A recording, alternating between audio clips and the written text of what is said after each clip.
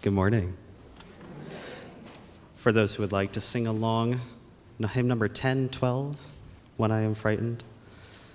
For those, if this is a new, familiar tune, I'll sing the first verse, and you can join me in the second and third.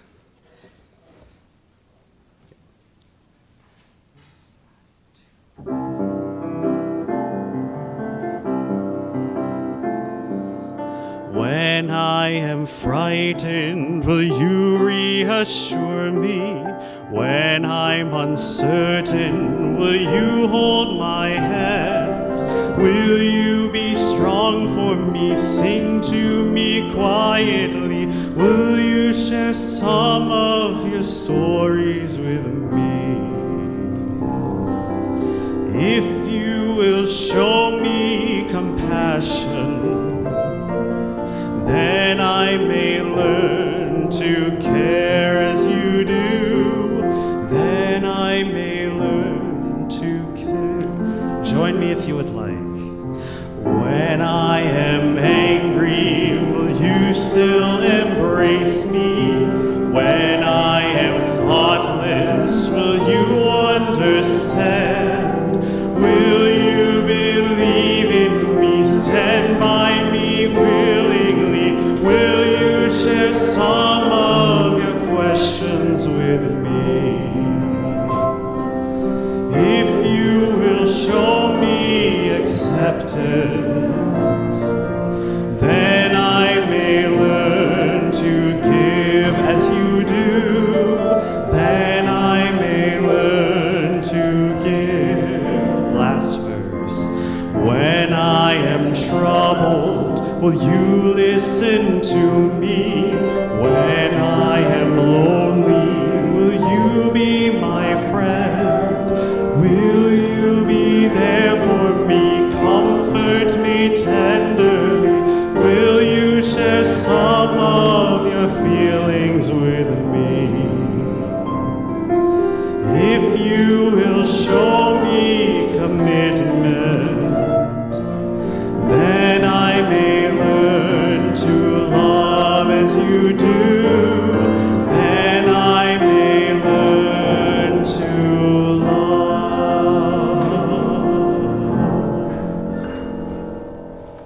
Great job.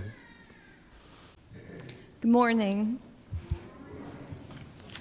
I'm Linda Kinney, and I'm today's worship associate. It's my pleasure to welcome you to the Unitarian Universalist Church of Lancaster. This past week marked the beginning of Women's History Month, and today is the second Sunday of the Christian period of Lent. Here we come together to nourish the spirit, connect in love, and act for justice. We welcome you this morning just as you are, whatever your heritage, whatever your faith, whomever you love, however you identify. Today, you are part of a spiritual community. And if this is your first time here, may you soon discover this is also your spiritual community. And as has become our custom, let us give a special welcome to all of those joining the service this morning on Zoom. And I invite those on Zoom to turn your cameras on and share a wave together. And everyone in the sanctuary, let's wave at the camera in back of the sanctuary and send those on Zoom our greetings. During our time together, please do what you need to do to feel fully present in this space. You can or walk. And if doing something with your hands helps you feel present, please feel free to use the hands-on materials in the tables of the Women's Memorial Room. That's in the back. And at this time, I invite Leslie Laird, a member of the Board of Trustees, to say a word of welcome.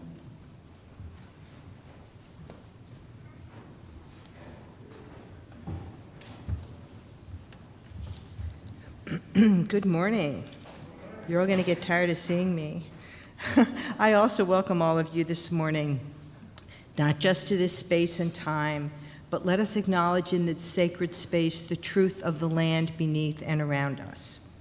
We are gathered on land once inhabited by people known as the Susquehannock and Cayuga. Acknowledge the violent legacies of genocide, displacement, and settlement that led to us being here today, and remind ourselves to live humbly in relation with this land and with all of the indigenous peoples still living and loving on this continent. Many indigenous people will say all are relatives.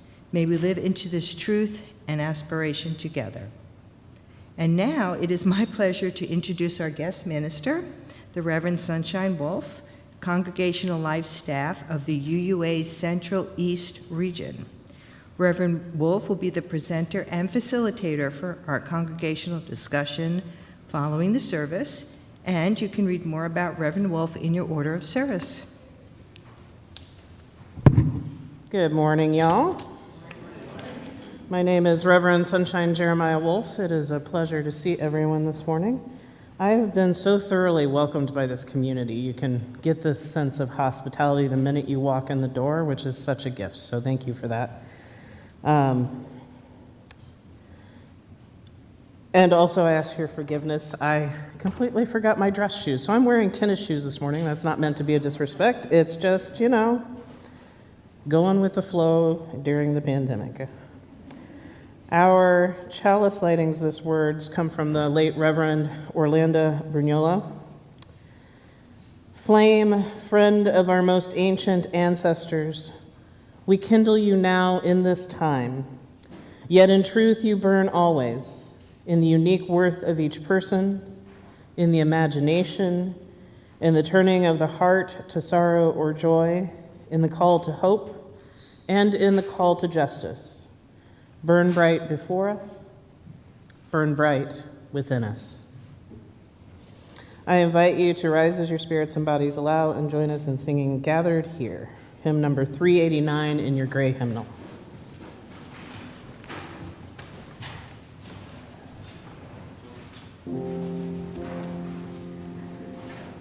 So this hymn is very familiar to some and unfamiliar to others. This will eventually become around, but let's take some time to learn it together first, right? So just sing it along with me, and then Reverend Sunshine is going to help me split the room, right?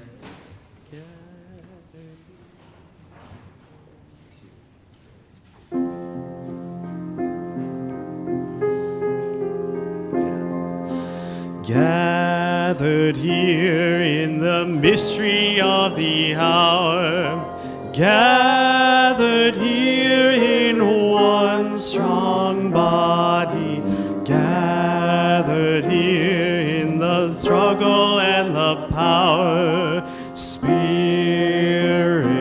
draw near. Let's sing it again, ready?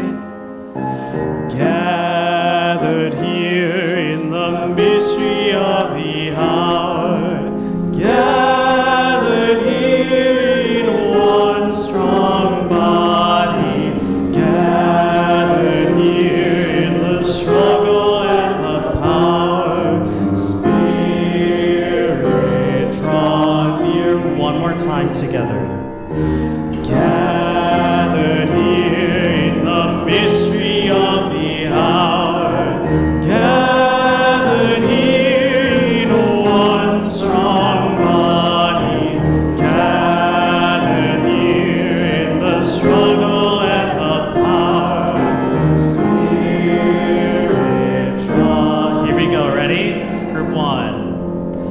Gathered here in the mystery of the hour, gathered here in one strong body, gathered here in the struggle and the power, Spirit draw near.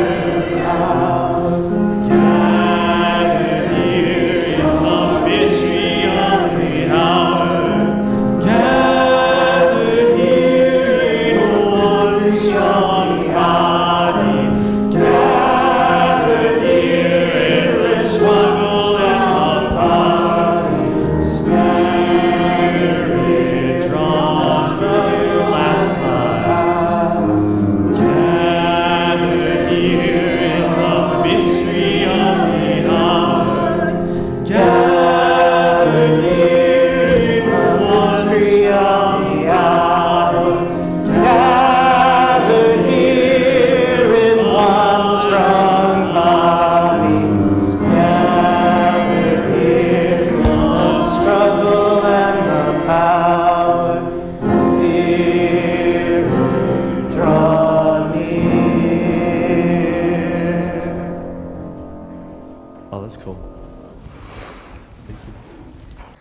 I wonder, anybody want to say what's in here?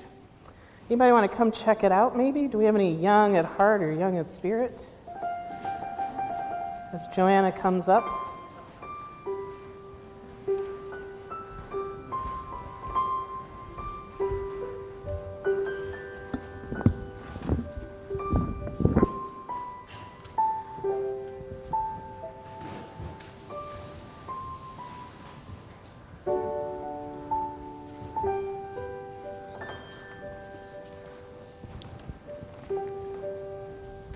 Welcome, everybody. Come on up.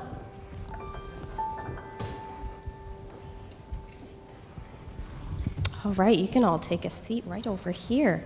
We'll go ahead and get started. Hi, everyone. My name is Joanna Rule. My pronouns are she, her, and I'm so excited to be doing the Wonder Box with you this morning. So with the Wonder Box, we're going to go ahead and open what's inside. Would you like to go ahead? Go ahead, Axel. Go ahead and take the bag out. Ooh, now, yeah, there's going to be cool stuff inside. Now, we're not going to open up the Ziplocs, but we can take them out. So let's see. Ooh, look at all these colors. Yeah, go ahead. You can take them out, May, and hold them up for everybody. I wonder, my friends, what these powders could be for. What holiday is coming up this week? Anyone from the audience perhaps wants to share? Go ahead. Well, that is coming up. That's true. We do have a green one there. There is also a Hindu holiday coming up called Holi. And for Holi, we use these different powders. And I have a little something to read about Holi for us. And you're welcome to keep looking at the powders with looking eyes, or you can set them down. It is up to you. So today we will talk about a Hindu holiday called Holi, which starts on March 8th. The following is a description of Holi provided by the South Asian Association of Lancaster. Day 2 of Holi is when the fun begins. This is the day when all the colors are tossed around. People apply colored powders to one another, run around throwing more colors into the air, throw water balloons also filled with color, use water guns, party together, dance, and just generally have a great time. There will be people on the streets singing, playing drums, and dancing from one place to the next in a colorful frenzy. After the fun and games, people will go home, wash up, and get dressed before visiting friends and relatives to continue the festivities. Like any festival, food plays an important part in a Holi celebration. If you're celebrating the Festival of Colors, make sure to not miss out on the incredible feast, which is half the fun. Not to mention all the snacking you'll want to do amidst all the running around and dancing. So now a little part I would like to add. Our Sunday school children will receive a special Holi snack today during classes, which are from Everest International Grocery Store in Lancaster. If you are new to UCL and or have not yet registered your child, please follow us upstairs after this time for all ages so we can account for any food allergies or dietary restrictions. All ages will get to enjoy Holi-themed food during today's coffee hour. Thanks to the Coffee Hour team for your help. As Unitarian Universalists, we embrace all holidays. Happy Holi.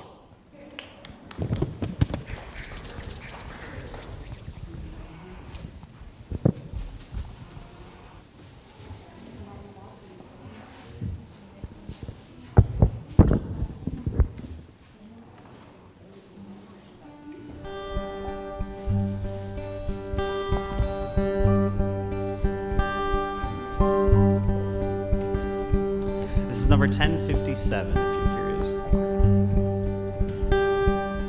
Go lifted up, love bless your way. Moonlight, starlight, guide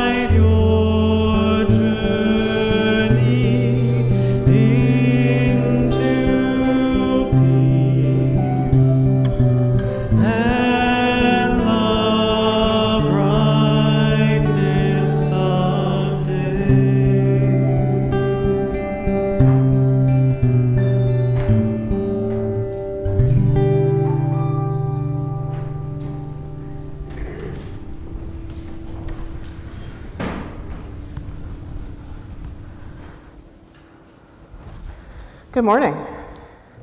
Morning. So there's a practice at the seminary where I went to school, Star King School for the Ministry in Berkeley, California, that every time a new class would start at the school, they would be asked to go outside, and then as you would enter into the building, hymns would be sung of welcome. And one of the practices created by Reverend Dr. Rebecca Parker was to engage in a reflection of care and love. And so that meditation was then turned into a song that goes, "There is a love holding me. There is a love holding all that I love. There is a love holding all. I rest in this love. I rest in this love." It is based on Tonglen practice, and so it starts with the self always, meditation for self, and then meditation for a person like me. So not, somebody who's maybe going through a similar challenge or experience. And then it goes to meditation for all the people who are experiencing that similar challenge or experience. And then it always returns to the self. And I think about this as I think about what it means to have a theology of risk and compassion. This congregation, like so many of our congregations, is going through questions of what does it mean to be safe and secure, even as we lift up our prophetic experiences, stories, wisdom to the world. In the last 2 months alone, we have had the First Congregation of Columbus, who had, in protest of a Holly drag show, the Patriots and the Proud Boys protesting outside their church building with guns. We have had people come in and disrupt worship, holding up the Bible and shouting and proclaiming. Interestingly, in Cleveland, that was the same group of folks, and they went to the United Church of Christ and then to the Unitarians. So we're not the only ones going through this right now. I don't want us to get into this mindset that somehow we are an island, because we are not. This is not just Unitarian Universalism, it is the time that we're in. And wanting to think about what it means to be safe and secure actually starts with oneself, one's own story, one's own knowledge, one's own experience. And for every person, that'll be a little bit different. How you were raised, what communities you come from. As a transgender person, I don't call the police. They are not safe for me. I am as likely to get arrested or harmed as any reason I might call.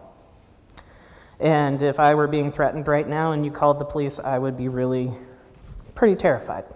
A lot of people of color feel the same way. A lot of folks who are queer, of all kinds of identities, because that is not a safe place to go. And that's my experience, right? And then you have folks for whom it is culturally normative to have guns around. I grew up in farm country, and we always had a rifle. Not because of people, but because of dogs that threatened our chickens, right? And so that was just kind of a normal part of my life. Guns in the country was a very different experience than guns in the city and what that was used for. And so my own experience feeds into that. And so you can think about your own sense of when did you relate to senses of safety and security? Have you ever been consistently at threat simply because of the body you're in? I know a lot of folks who are women or transgender or non-binary frequently feel threatened just by the world around them. So there's also something we call psychological safety. What is your own sense of psychological safety? For most men, and I have noticed as a trans person, when I shifted to being perceived as a woman to more masculine, that my psychological safety in some ways really improved. I didn't have as much to worry about. I may not call the police, but I also typically can walk down the street without fear of being harassed, catcalled, or other things. Right? And so that's yourself. Like all these pieces of things that kind of go into that. And then the other thing that we talk about in this work is the importance of boundaries.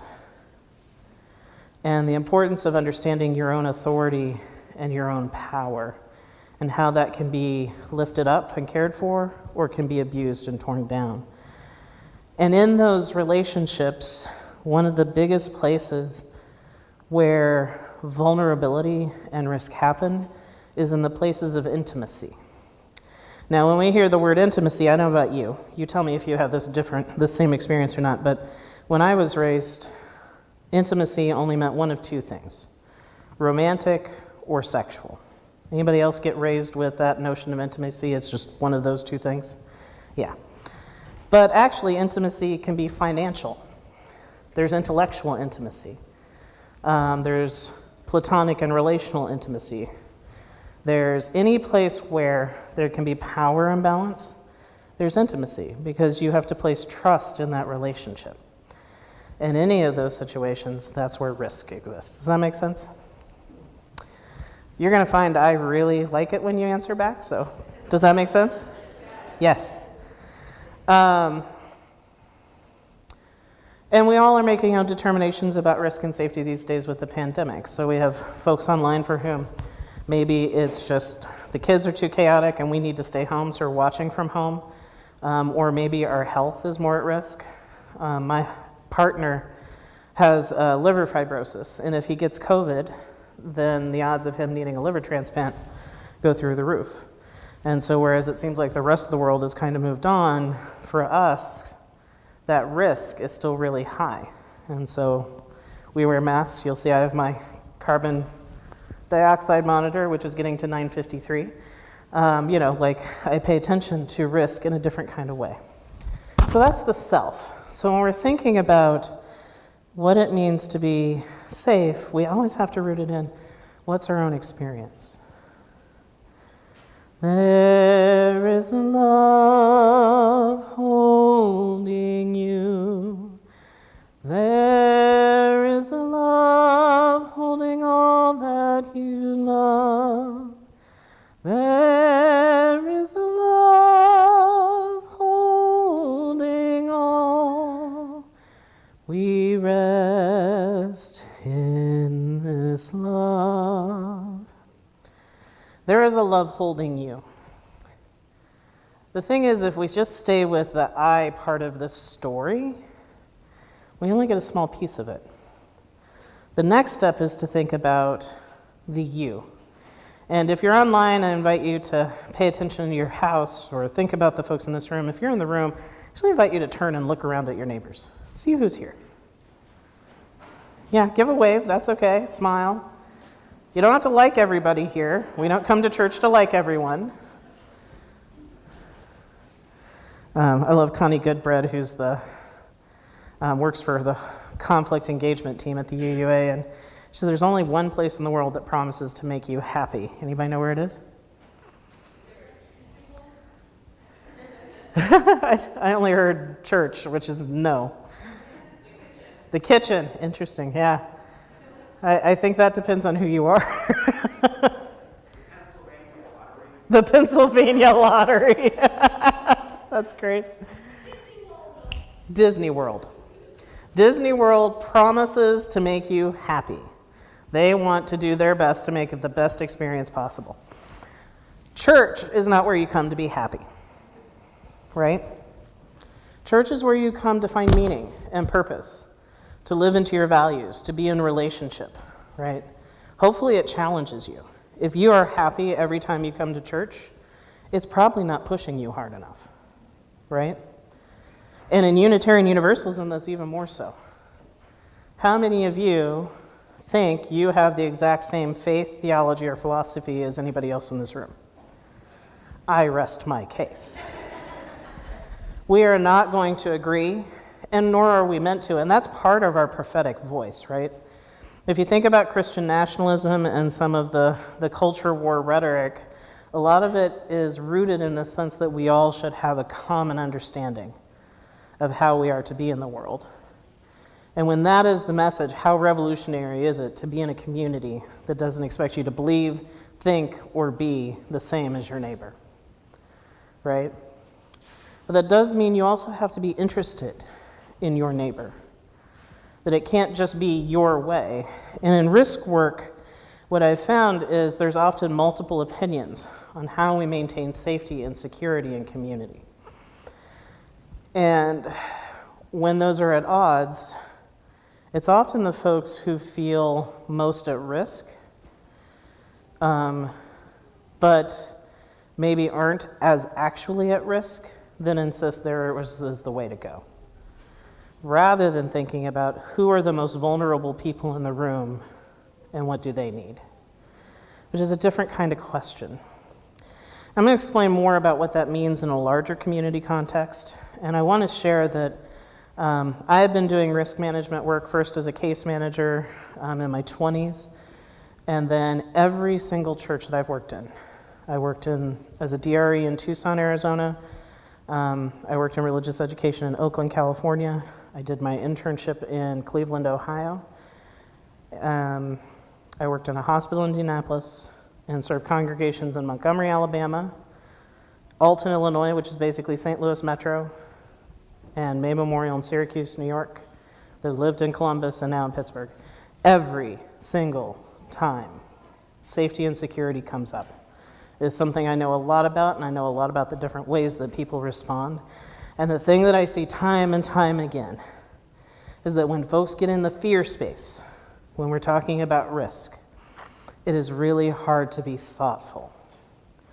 So we start with the self because we need to be able to regulate what is going on in our hearts so that we can move from being reactive to being responsive to the situation and to one another. Does that make sense? And then from that, we start to talk about the collective, which is what I'll cover in part 2. All right. And because I'm nervous, I have no idea what's next. Pastoral prayer. That's me.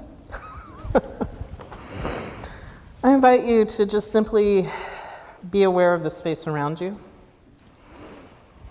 We're going to enter into a time of silence, which is a time of silence within. We can't control the sounds or noises around us.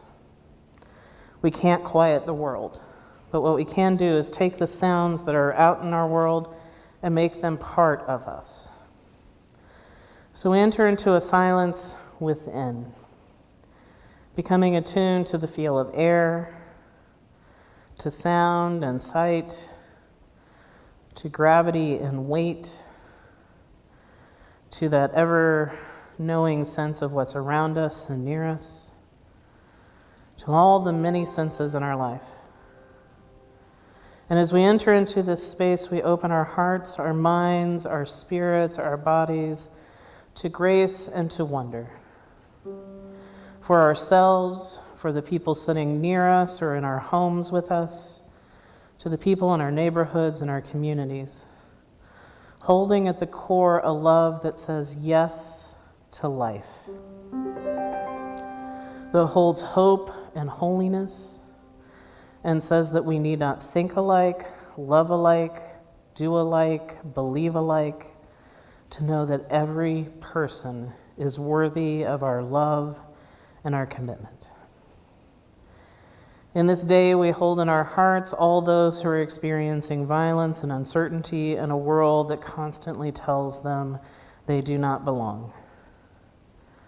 For the families of those who have been murdered by police and those in authority, to those who have lost their lives to COVID, to those who are feeling the threat of violence from anti-trans laws, anti-LGBTQ laws, anti-immigration policies, and all those that say to be other, to be outside, to be different means you are not worthy and you do not belong. May we live into that infinite ethic, that infinite theology, that infinite philosophy of Unitarian Universalism that says every person is holy and worthy of our love, our commitment, our sacred yes. That these laws do not serve us, they tear us apart. That these practices and systems do not serve us, they break us down. So may we commit day to day to hold each other and our communities, modeling that radical wisdom that our differences are what make us strong.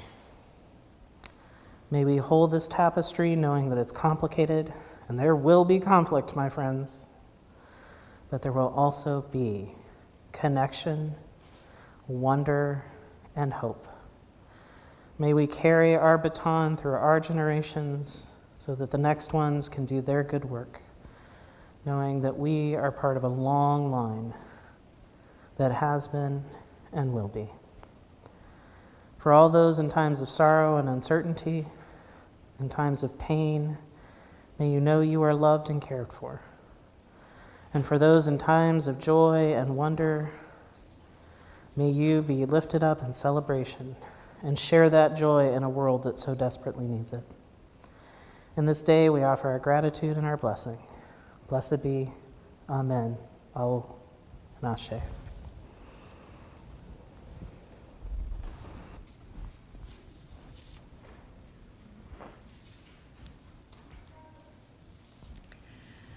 So this morning, I will name some joys, sorrows, and complex truths, while Reverend Sunshine will be laying stones in the sand to mark each one.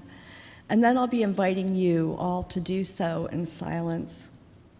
A stone of sorrow this morning for the anniversary of Bloody Sunday. A stone of care and concern for our dear Glenna, who is in rehab. And some stones of joy. So today is the first day of March, and in a minute we'll be singing happy birthday to all our March birthday babies. So could you wave if you have a birthday in March, anybody? Awesome. I think Amy Mozingo has a birthday today. So Eli, will you lead us in happy birthday?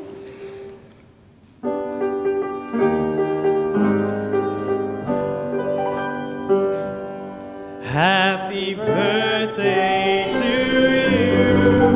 Happy birthday to you. Happy birthday, dear March babies. Happy birthday to you.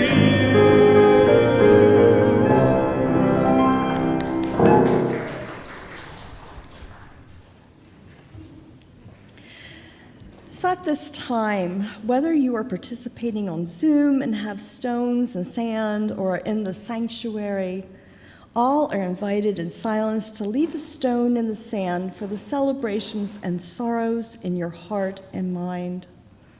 May we imagine them like seeds taking root and spreading compassion, healing, and joy.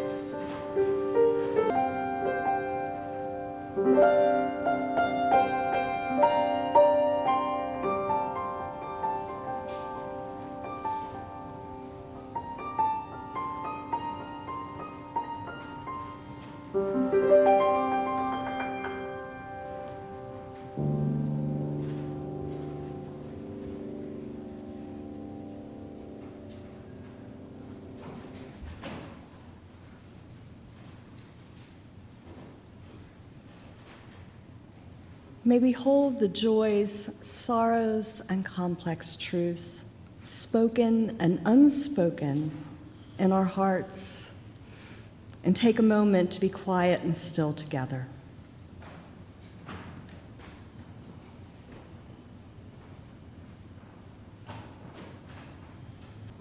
Words from the Reverend Elizabeth Mount. From our very first breath, we reach out. Co-regulation, not self-regulation, is in our nature. We find our cues from the sun and the moon, from each parent and caregiver. We find our place in this great turning planet by turning to one another, generation to generation. We awaken to the dawn and fall asleep at the evening's end. Our life's journey is part of something greater, something simple, something divine. A flame cannot be lit without a spark. A life cannot begin without the air. And we cannot begin to find ourselves without love. May we reach out to one another. May we offer love and nurturing care. May we join together in celebration of the interdependence of our lives. In this spirit, let us worship together.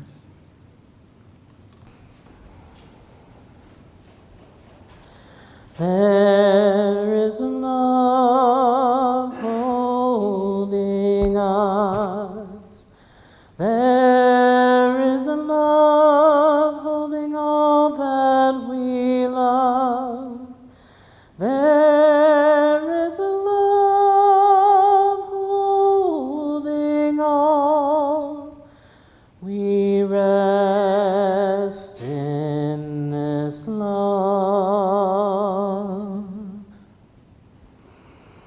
We rest in this love. This love for each other and for community. I want to ask a question. Is love always gentle and always kind? No, right? Anybody who's been in a relationship or has siblings or even family knows you don't always like the person you love. You don't always agree with them. My partner likes to try to talk to me before coffee. 5 years we've been together, still tries to talk to me before coffee, and still gets confused when I'm like not friendly back, and I'm like, love? Oh, and yet he's not dead yet, so I clearly love him. All joking aside, it's complicated being a community when we choose love over all things, but love does not mean that we consent to every behavior. Right? That's where boundaries come in. It does not say, the first principle currently does not say the inherent behavior of every person. It says the inherent worth of every person, which is why, while it may be a challenge, there are certain members of my family who have I understand they have inherent worth and dignity, but their behaviors I'm not going to tolerate. One-on-one, that's hard enough, right? Anybody else have a difficulty putting up a boundary with some people, right? That's really common. So what does it mean to put up boundaries as community? That's even more complicated. I was serving the Unitarian Universalist Fellowship of Montgomery, Alabama. And when I got there, the biggest fears and threats were that they would be bombed. Because in Montgomery, for many years, that had been a thing, and they had been threatened. In fact, their origin story, it took 2 times to take, because the first time they started to form, they couldn't find a place that would let them meet there, and were frequently kicked out of places because they were too liberal. But the thing that I started to realize as I was doing research is bombing was like a 30-year-old thing. It wasn't something that was a real threat, nor was even really guns in the space. What was more likely is that they were going to be protested. Do you all have a sense of how you might respond if there was a protest outside the church? Right? That was more likely, and actually not long after that, in New Orleans, a group of anti-abortion activists protested outside of the local UU church, and a few folks went into the worship service. And the folks outside were putting pictures of fetuses like up against the religious education windows and said, see your parents, this is what they're trying to teach you, and shouting those kinds of things. And then the folks in the worship, they stayed, and then during the meditation tried to disrupt. Interestingly, some of our best educated folks in this work were preaching that day. It was a special weekend. We had youth from all around the country attending a social justice gathering. And the police were called and able to get the protesters onto the sidewalk, which is where they're allowed to protest and not on the property, because churches are private property. You can say who's allowed to be here and who's not. And then the people inside said, I understand you're upset, but you can't disrupt our worship service. You have two choices. This is the preacher then. You can sit quietly and participate in the service, and then some of us will chat with you after, or you need to leave. And a couple of them said, we can't be quiet, so they left. And a couple of folks stayed and had a conversation, and it was heated and not, fun, but nobody was in danger. It was just handled, right? But the psychological safety was not present. But we're not always here to be psychologically safe either. Our job is to live our values, no matter what, whatever those may be.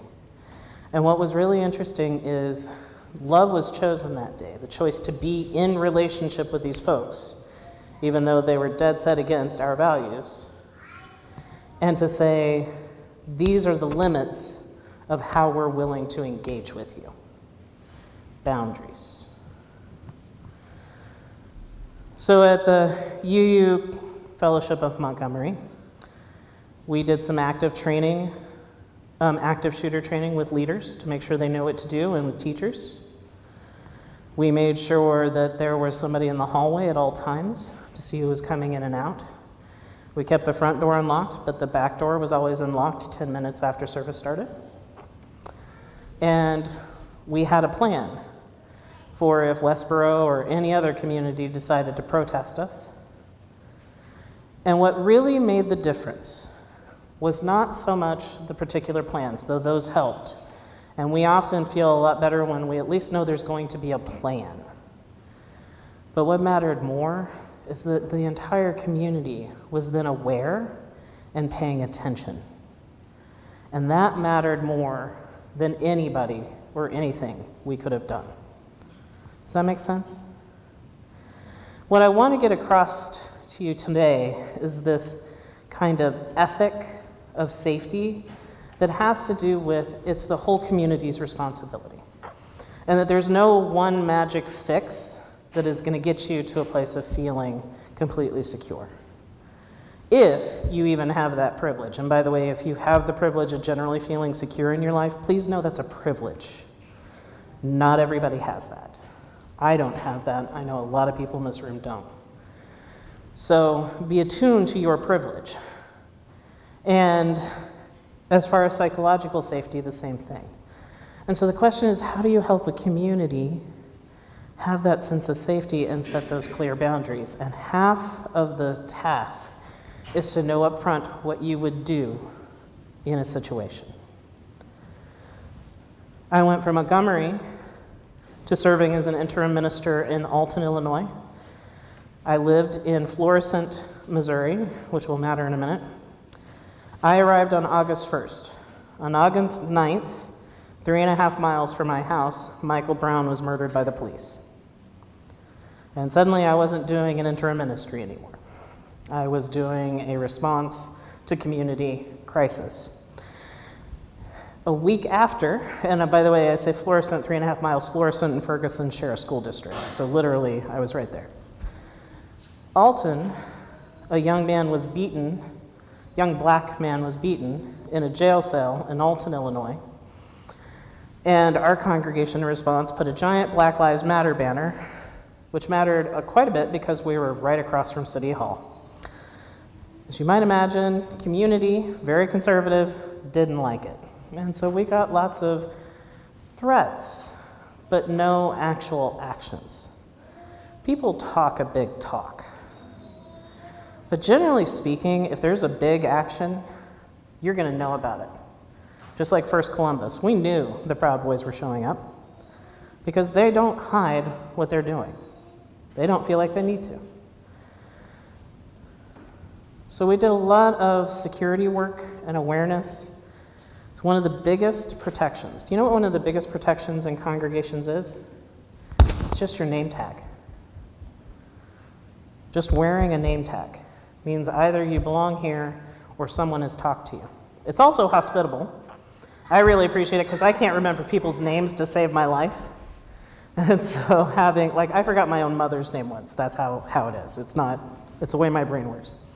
And so having name tags helps me. But I think about the one time, and I'm going to be talking a little bit about violence, gun violence here for a second. The one time we did have a shooting in a Unitarian Universalist church was in Knoxville, Tennessee. About 15 years ago now. There are a few things to know about that situation. Publicly, the news talked about the manifesto he wrote and that he was quoting O'Reilly and he was a big Fox News thing and it was very conservative. All of that was true, and the reason he did what he did was supported by all that, but wasn't the main reason. The reason he did it was because he was mad at the church because his wife, after their divorce, found refuge in that community. It was personal. It wasn't something at a distance. And the thing about that day is he knew they were going to have a concert for the kids, so he carried a guitar case. And he wore khaki pants and a dress shirt and looked like just about any Unitarian Universalist you would see anywhere. He looked like he belonged. It's not the people who look different or obviously different or announce that they're different that you have to worry about when it comes to that kind of thing. And the other thing is, and he had a break. There's nothing we could have done really to stop that moment from happening. Could we have had a guard on site? Maybe, but here's one of the things that we know. Firing a weapon in a sanctuary full of people, even the armed security guard is likely to hurt one of us as much as they are to get the shooter. It doesn't help us necessarily. What has helped us in those situations is knowing what the FBI, what local police recommend in active shooter situations, which is duck and cover if you're too close. If you're very close, your only chance may be just to grab the person or stop them and lock down everywhere else. We know what to do. There is a plan. And so if you follow the plan, you can respond to it. But I'm going to tell you here and now, the odds of that being the thing you have to deal with are really low. You're more likely to have protesters. How are you going to deal with a protester if they show up? You're more likely to have folks who are really upset at the congregation because of something personal. That's pastoral care and having relationships and knowing the community, right? Does that all make sense? And so going back to that ethic of community care, there is a love holding us. That love is about thinking through the possibilities, having action plans, making sure your leaders are trained, making sure that everyone, for hospitality reasons and all kinds of reasons, feel welcome and seen and held. Because once we start to feel like we have connection, it's much harder to engage in violence. And the best thing that has happened in recent years to help prevent a lot of this is de-escalation training. And de-escalation training is rooted in Unitarian Universalist values because it's about being in relationship. It's beneficial in your everyday life. De-escalation works with family members just as much as strangers. I don't know about you all, but I have some family members. Like, you need to calm down. And so when we do those kinds of things, we start to create a community of care rooted in safety. The thing's not just about what is it that's familiar to me, that but what also is helpful to you so that we can be a community of care and protection. We can never be 100% safe. It's not possible. I live in southern Pittsburgh, in South Park. I know, if you're from Pittsburgh, you're like, that's not part of Pittsburgh, whatever. And South Park is full of deer. I can be safe, but I can never promise myself I will never hit a deer. Not going to happen. So if you're thinking you're going to be 100% safe and never have something happen because you do such and such a thing, it's never going to work. But if you put in things that help you be present and aware, you reduce the odds and you increase the odds that your response, should something happen, will be exactly what is most helpful in that moment.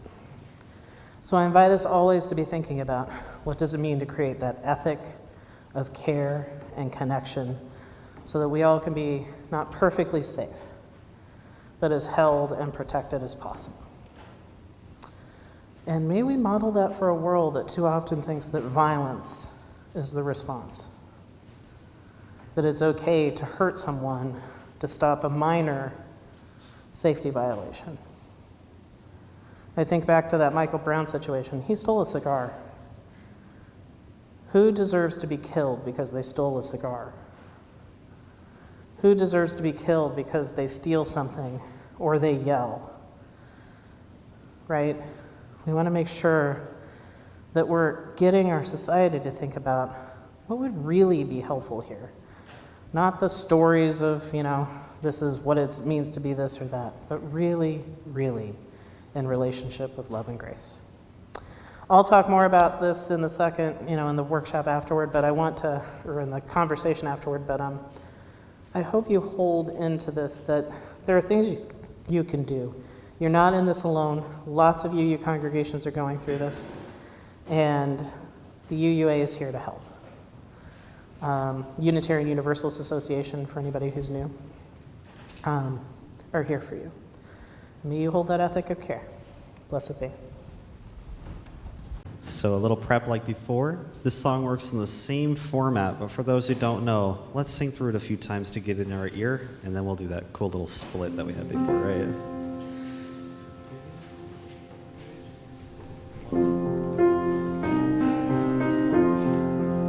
You may rise and bow to your spirit if you would like. That's okay.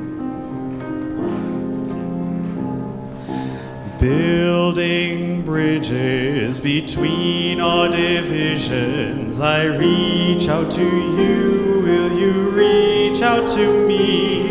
With all of our voices and all of our visions, friends, we could make such sweet harmony again. Building bridges between our divisions, I reach out to you, will you reach out to me?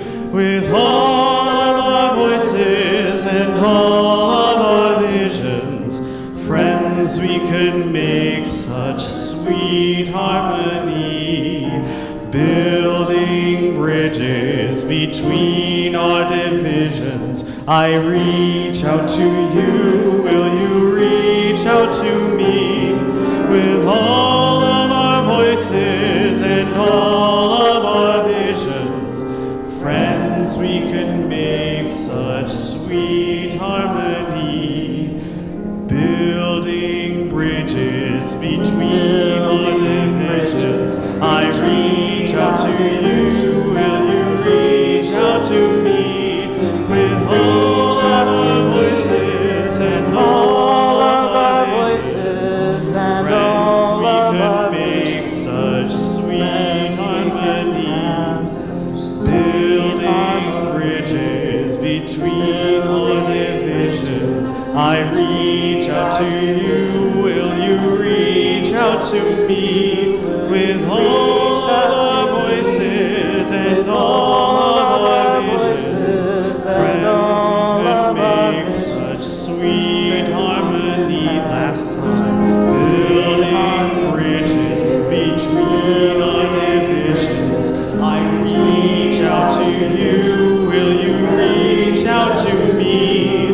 With all of our voices and all of our visions,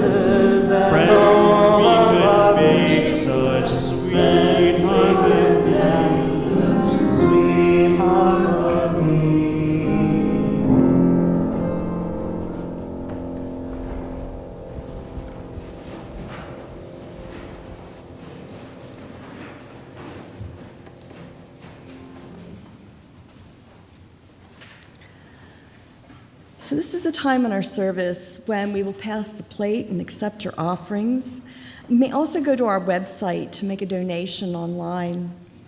A portion of the offering will be shared this month with the Lancaster Cleft Palate Clinic. Established in 1938, it is the oldest clinic in the world devoted to the comprehensive care of children born with cleft lips and palates and other craniofacial anomalies, regardless of the ability to pay. Before we pass the plate, let us read in unison the affirmation faith found in the front of our gray hymnal, and I believe it will appear in the Zoom chat. We'll say it first in English and then in Spanish. Love is the spirit of this church, and service is its gift. This is our great covenant, to dwell together in peace, to seek the truth in love, and to help one another. Amor es el espíritu de esta iglesia, y el servicio es su agrande. Este es nuestro trabajo, el convivir unidos en paz, el buscar la verdad en amor, y ayudarnos unos a los otros. The plates may not be passed. And while the plates are passed, I'll be making some announcements. Do look to our weekly email newsletter, the Love Letter, for weekly need-to-knows and events at UUCL, as well as our Facebook page and website calendar. If you are not signed up to the newsletter, please contact our office and we'll get you on the list. And I believe we have an announcement from the auction team. Hi, friends. I would put this on, but I have too much hair. It's a good problem to have. And I'm wearing slippers, so feel we're in community together. So auction's coming up. You might be wondering why all these people have our little elf ears and we're wearing green. Our theme is Follow the Rainbow. So I expect to see all of you, at our kickoff event. You got the flyer with our order of service this morning. We have members outside, we're getting tickets, we have donations. So like I said, all of you should be there on Saturday the 18th, 3 to 6. It's gonna be fun. The auction is always fun, and see you there.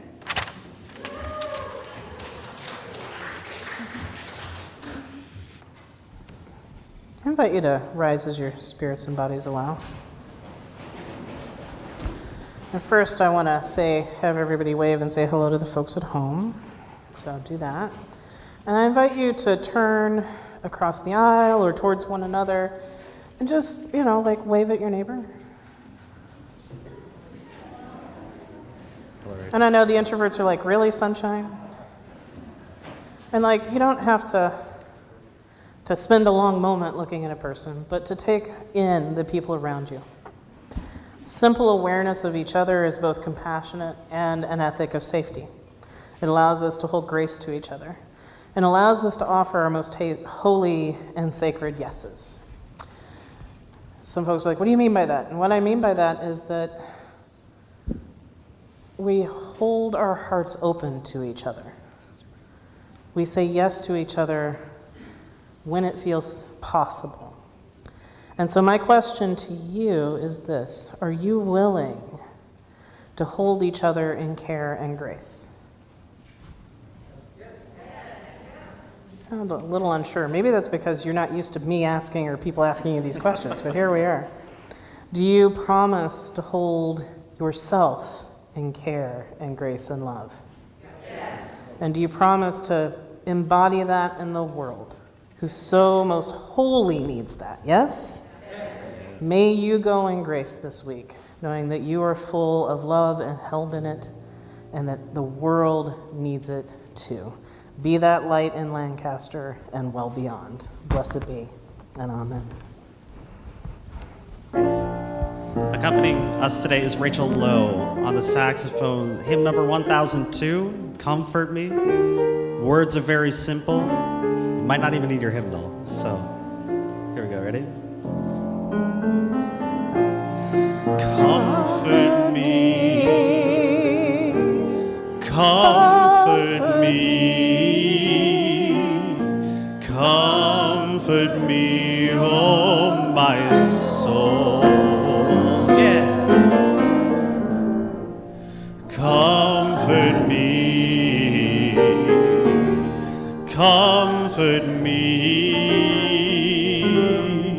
comfort me, oh my soul. Sing with me, sing with me, sing with me, sing with me. Feel free to sway if you want. Sing with me, oh my soul. Sing with me. Sing with me. Sing with me, oh my soul. Take it away, Rachel.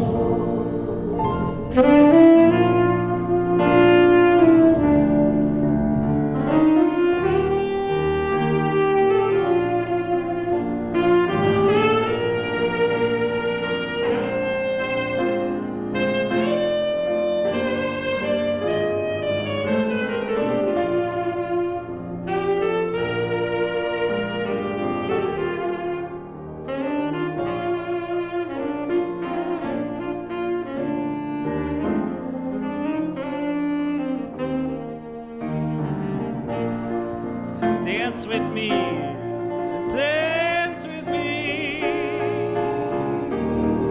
dance with me, dance with me, oh my soul. Dance with me, dance with me. Dance with me, oh my soul. Last verse, comfort me. Ready? Give it all you got. Comfort me, comfort me,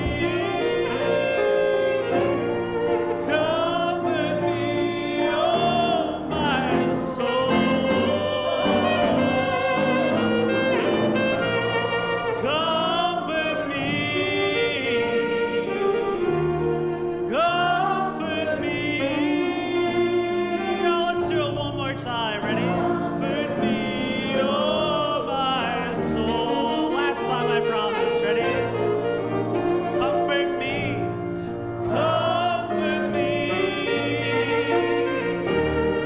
Comfort me. Comfort me, oh my soul. Comfort me, comfort me, comfort me, oh my soul.